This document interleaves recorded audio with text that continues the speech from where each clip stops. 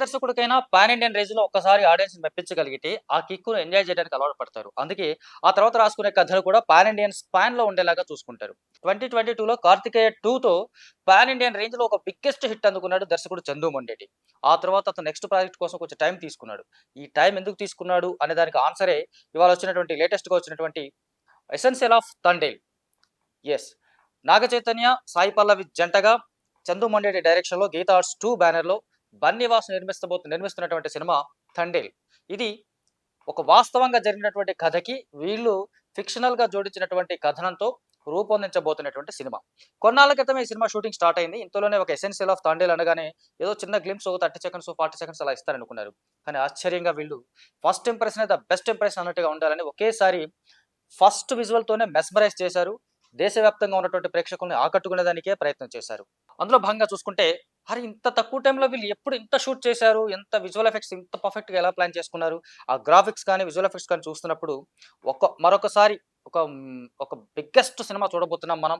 Pan Indian రేంజ్‌లో ఉన్న ఆడియన్స్‌ని మరొక తెలుగు సినిమా సర్ప్రైజ్ చేయబోతుంది అనిపించేలాగా ఈ ఎసెన్స్ ఆఫ్ తాండేల్ కనిపిస్తా ఉంది. అంటే సముద్రం మీద వేటకు వెళ్ళినటువంటి కొందరు జాలర్ల కథ ఇది. శ్రీకాకుళంలో వాస్తవంగా జరిగి శ్రీకాకుళం ప్రాంతానికి చెందినటువంటి లేదా ఉత్తరాంధ్ర ప్రాంతానికి చెందినటువంటి కొంతమంది జాలర్లు కొన్నేళ్ల క్రితం సముద్రంలో చేపల వేటకు వెళ్లారు. అలా వెళ్తూ వాళ్ళు క్రమంగా పాకిస్తాన్ జలాల్లోకి ఎంటర్ అవుతారు అనుకోకుండా. అది అక్కడి నుంచి పాకిస్తాన్ కోస్ట్ గార్డ్ వాళ్ళు, నావీ వాళ్ళు వీళ్ళని పట్టుకోవడం, వీళ్ళేదో దేశద్రోహులు లేదా తమ మీద వచ్చినటువంటి గూఢచారులుగా భావించి వాళ్ళని తీసుకెళ్లి పాకిస్తాన్ జైల్లో వేసి కొన్నాళ్ల పాటు మగ్గబెట్టిన తర్వాత ఆ విషయం కాస్త ఆలస్యంగా ఇక్కడ వీళ్ళకి తెలియడం. వీళ్ళు భారత ప్రభుత్వాన్ని సంప్రదించి వీళ్ళు ఎలాంటి ప్రమాదకారులు కాదు, కేవలం జాలర్లు. జలాలు తప్పి ఆ సముద్ర జలాల్లో వేటకు వెళ్తూ కొంచెం టైం అవి కరెక్ట్‌గా అంచనా వేసుకోలేక పాకిస్తాన్ జాలాల్లో ఎంటర్ అయినటువంటి అమాయక జాలర్లు అన్న విషయం తెలియడానికి కొంతకాలం పట్టింది. ఈ కొన్ని నెలల పాటు, కొంతకాలం పాటు ఈ జాలర్ల కుటుంబాలు ఎంత మానసిక క్షోభను అనుభవించాయి, వాళ్ళు ఎంత ఎమోషనల్‌గా ఇబ్బంది పడ్డారు అనేది వాస్తవంగా జరిగినటువంటి కథ. ఆ తర్వాత కొన్ని నెలలకి వాళ్ళని పాకిస్తాన్ జైలు నుంచి విడుదల చేశారు. కాకపోతే ఏ దేశమైనా తమ దేశంలోకి గాని, తన జల భాగాల్లోకి చొచ్చుకొచ్చినటువంటి వ్యక్తులను చూస్తే ఖచ్చితంగా శత్రువులుగానే భావిస్తుంది. ఆ క్రమంలో వీళ్ళని కొంత టార్చర్ చేసిన మాట వాస్తవం. ఆ టార్చర్ చేసినప్పటికీ వాళ్ళ అమాయకులని తర్వాత ఆలస్యంగా తేలింది. ఈ నేపథ్యాన్ని చందు మొండేటి కథగా తీసుకొని ఈ సినిమా రూపొందించాడు. దీనికోసం వాళ్ళు చాలా హార్డ్ వర్క్ చేశారు. సరే, దానికి సంబంధించినటువంటి కంప్లీట్‌గా ఒక హార్డ్ వర్క్ అయితే కనపడింది మనకు. మొదటి నుంచి శ్రీకాకుళం అక్కడికి వెళ్ళడం, లొకాలిటీకి వెళ్ళడం, ఒరిజినల్ ప్లేస్‌కి వెళ్ళడం, అక్కడ ఒరిజినల్ మనుషులతో మాట్లాడడం, నాగ చైతన్యతో కలిసి డైరెక్టర్, ప్రొడ్యూసర్ వీళ్ళందరూ అక్కడికి వెళ్ళడం, వాస్తవ పరిస్థితులన్నిటిని తీసుకోవడం, దాన్ని కథనానికి తగ్గట్టుగా ఒక రియాలిటీగా మలుచుకునే ప్రయత్నం చేయడానికే అదంతా వాళ్ళు అక్కడ వర్క్ చేశారు. సో, అది ఇప్పుడు ఈ తెర మీద కనిపిస్తా ఉంది.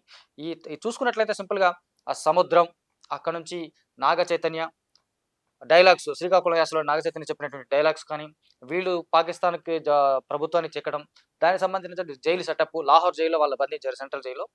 ఆ పాకిస్తాన్‌కి సంబంధించిన సెంట్రల్ జైల్ సెటప్ కానీ, సెట్టింగ్ కానీ, ఆహ్, ఆహ్, ఆ యాంబియన్స్ కానీ ఒక రేంజ్‌లో కనిపిస్తుంది. దీనికోసం ఒక విజువల్ ఎఫెక్ట్స్ అద్భుతంగా రూపొందించినట్టుగా మనకి సింపుల్‌గా అర్థమవుతుంది. కాకపోతే పాకిస్తాన్ జైల్‌లో మగ్గుతున్నటువంటి వీళ్ళనికి కొంత దేశభక్తిని కూడా జోడించినట్టుగా కనిపిస్తోంది కథలో.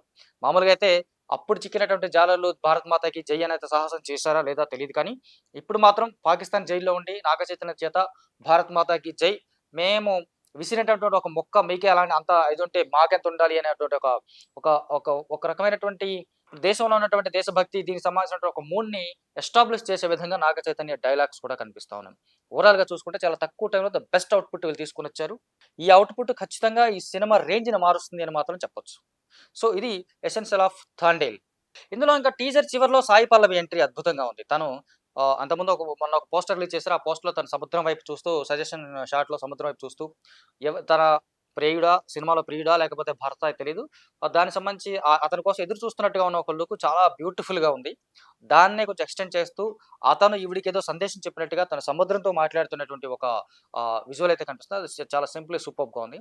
ఖచ్చితంగా ఈ సినిమాకి మరొకసారి లవ్ స్టోరీ తర్వాత నాగ చైతన్య, సాయి పల్లవి కపుల్ ఈ సినిమాకి బిగ్గెస్ట్ అసెట్ కాబోతున్నారు అన్నది ఈ చిన్న ఎసెన్స్‌తోనే మనకు అర్థమవుతోంది.